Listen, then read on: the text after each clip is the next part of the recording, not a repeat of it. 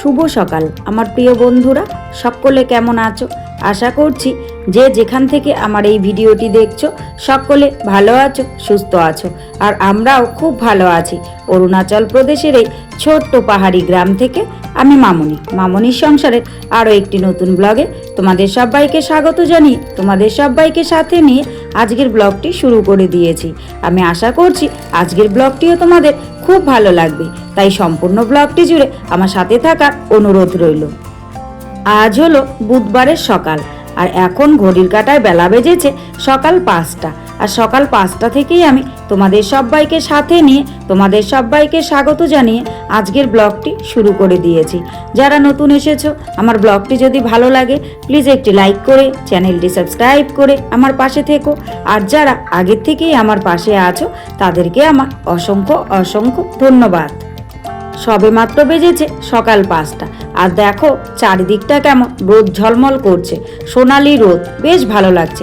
আসলে শীতকাল তো পড়েই যাচ্ছে, সে কারণেই কিন্তু সূর্যি মামা খুব সকাল সকাল ঘুম থেকে উঠে পড়েছে। আর সূর্যি মামার সঙ্গে সঙ্গে আমরাও ঘুম থেকে উঠে পড়ি। আর ঘুম থেকে উঠে পড়ে আমাদের গৃহিণীদের শুরু হয় সংসারের সঙ্গে যুদ্ধ। এই সকাল থেকে সন্ধে পর্যন্ত সারাদিন কিন্তু এই সংসারের সঙ্গে যুদ্ধ করে আমাদের গৃহিণীদের সারাটা দিন কাটিয়ে দিতে হয়, একদম রাতে শুতে যাওয়ার আগ পর্যন্ত। তাই সকালবেলায় ঘুম থেকে উঠে আর দেরি না করে একদম ঝটপট কাজে লেগে পড়েছি। ঘরগুলোকে আগে ঝাড়ু দিয়ে নিয়েছি, তারপর এখন সুন্দর করে কিন্তু ঘরের সামনের দিকে যে আমার উঠোনটা আছে সেই উঠোনটা আমি ঝাড়ু দিয়ে নিলাম। আর ওই যে জায়গাটা পরিষ্কার করেছি বলে ওই জায়গাটায় এখন আর জঙ্গল জড়ো করতে পারি না, কারণ এখন যদি আবার জঙ্গল জড়ো করে ফেলি তাহলে আবার যেই কার সেই হয়ে যাবে, পরিষ্কার করে কোনো লাভ হবে না। তাই দেখো এই সাইডে কিন্তু আমি সব জঙ্গলগুলো জড়ো করে সেগুলোকে আবার তুলে নিয়ে একেবারে সঙ্গে সঙ্গে পেছন দিকে ফেলে দিয়ে আসছি। তাহলে ওই জায়গাটাও পরিষ্কার রইলো আর ঝাড়ু দেওয়ার জায়গাটাও আমার পরিষ্কার থেকে গেল। তবে কি জানো তো, একটা বেলচা হলে পরে ভালো হতো, কারণ বেলচা দিয়ে তুলে নিয়ে ফেলতে বেশ সুবিধা হয়। আর ঝাড়ু দিয়ে হাত দিয়ে ফেলতে গেলে একটু অসুবিধেই হয়, কিন্তু তারপরেও এটাই করতে হচ্ছে, কারণ ওই যে আমার ঘরে বেলচা নেই, সে কারণেই মানে নোংরা ফেলার যে বেলচাটা আর কি। তবে দেখি হয়তো সেটা আনবো, কারণ ওটা হলে পরে সব দিক থেকে একদম সুবিধে হয়। সকালের বাসি কাজকর্ম তো সব করে নিয়েছি, তো এখন কিন্তু আমি ব্রাশ করছি। আর ব্রাশ করতে করতে একটুখানি এই দিকটায় হাঁটছি।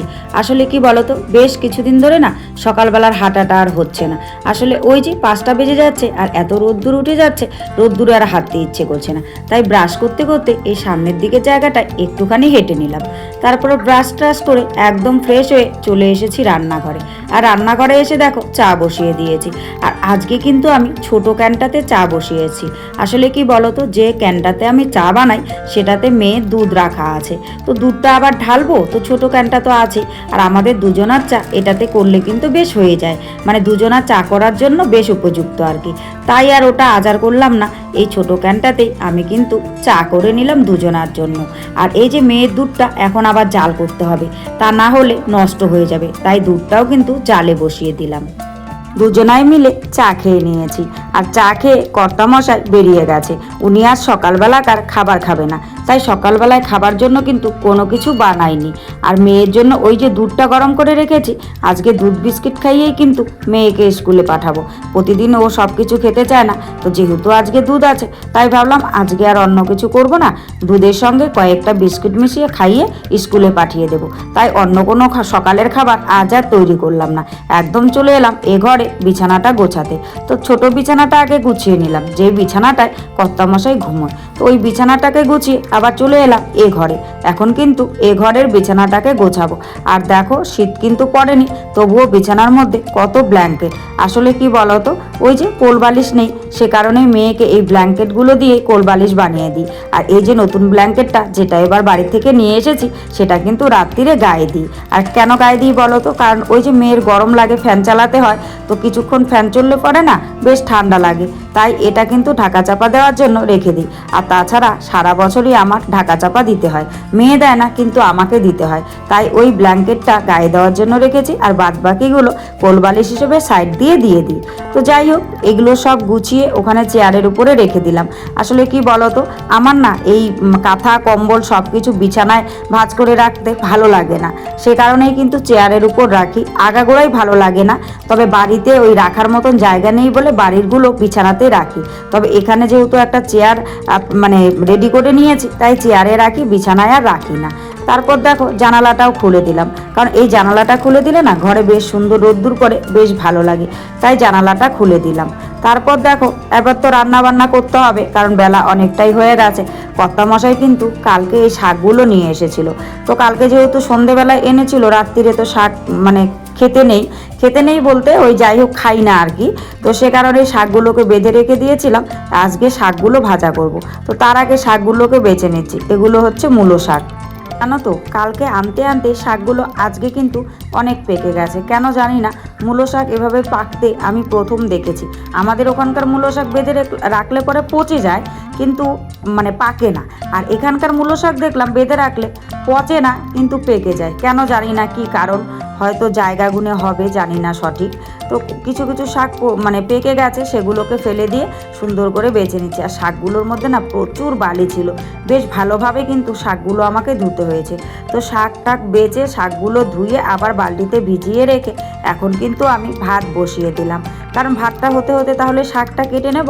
আর শাকটাকে একটুখানি লবণ দিয়ে চেপে ফেলতে হবে, কারণ মূলো শাক বা সর্ষে শাক যে শাকে আমরা খাই না কেন লবণ দিয়ে কিন্তু চিপে ফেলি। তবে অন্যান্য শাক চিপে ফেলি না, শুধুমাত্র মূলো শাকটা আর সর্ষে শাকটাই চিপে ফেলি। তো আমার ভাত কিন্তু হয়ে গেছে, এবার আমার শাক মানে ভাজার পালা। আজকে শাকটা একটু অন্যরকম করে করব। দেখো শাক ভাজার জন্য আমি কড়াইতে দিয়ে দিয়েছি শুকনো লঙ্কা আর সামান্য পরিমাণে আদা। আসলে এটা কিন্তু শাক পিটুলি করব। আর দেখার সময় দেখেছিল কতগুলো শাক, দেখো ধোয়াধুয়ির পরে কতটুকু শাক হয়ে গেছে। তবে যেটুকুন শাক হয়েছে আমাদের দুজনার হয়ে যাবে। তো শাকটা কিছুক্ষণ আগে ভেজে নিয়েছি, ভেজে নিয়ে এখন এখানে লঙ্কা আর পিটুলি মানে চাল আর কি, চাল ভিজিয়ে রেখেছিলাম সামান্য পরিমাণ, সেটাকে বেটে নিয়েছি, ওটাকে পিটুলি বলে। তো চালের পিটুলি আর হচ্ছে লঙ্কা বাটা দিয়ে দিলাম, দিয়ে আর একটু ভেজে সেজে এই যে এখন শাকটা আমি নামিয়ে নেব।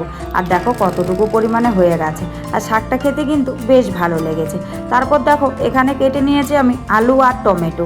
আর কোনো কিছুই সবজি ঘরে নেই, শুধুমাত্র আলু আর টমেটো আছে। এই আলু আর টমেটো দিয়েই কিন্তু আজকে ঝোল করব। তবে ঝোলটা কিন্তু আমি খালি খালি করব না। কালকে রাত্রিরে মাছ এনেছিল, কালকে শুধু ভাজা খাওয়া হয়েছিল, বাদবাকি মাছগুলো ভেজে আমি রেখে দিয়েছিলাম। সেই মাছের ঝোল করব আজকে আলু টমেটো দিয়ে। তো সে কারণেই আলুগুলো আগে আমি সুন্দর করে লাল করে ভেজে নিয়েছি। ভেজে নিয়ে আলুগুলো যখন ভাজা হয়ে গেছে তখন বাটা মশলাটা দিয়ে দিয়েছি। মশলা বলতে এখানে টমেটো বেটে নিয়েছিলাম সামান্য পরিমাণে, আর একটু জিরে, কাঁচা লঙ্কা আর সামান্য পরিমাণ পেঁয়াজ। যেহেতু মাছটা বাসি তাই সামান্য পরিমাণ পেঁয়াজ দিয়েছি, না হলে কিন্তু আমি সাধারণত মানে টাটকা মাছ হলে পরে পেঁয়াজ দিই না। তো দেখো জাল হয়ে গেছে, এই যে মাছগুলো এখন দিয়ে দিলাম। তো কালকে বললাম না তরকারি রান্না করলে পরে মাছটা থাকতো না, কিন্তু কালকে ওই কর্তামশাইকে 1 পিস মতন ভেজে দিয়েছি, তো ওটাই খেয়েছে, আর বাদবাকি মাছগুলো ভেজে রেখেছিলাম। তো যাই হোক রান্না বান্না কমপ্লিট হয়ে গেছে। কয়েকটা কাঁচাকুচির ছিল, সেগুলোকে কেচে এখানে কিন্তু আমি মেলে দিতে চলে এলাম। বেলা কিন্তু অনেকটাই হয়ে গেছে, 1:30টা মতন বাজে। আসলে কি বলতো আজকে না আমার কাপড়গুলো কাচতে একটু লেট হয়ে গেছে। ওই যে রান্না বান্নায় ঢুকে পড়েছি, আর কাপড়গুলো যে ভিজিয়ে রেখেছি সেটা ভুলেই গেছি। রান্নাবান্না করার পর যখন আমি বাসন টাসন মেজে বাথরুমের দিকে গেলাম, দেখি হ্যাঁ আমি বালতি ভরে কাপড় মানে ভিজিয়ে রেখেছি। তাই এখন কাপড়গুলো কেচে মেলে দিলাম, আর পাপোশ টাপোশগুলো বাইরে বের করে দিচ্ছি।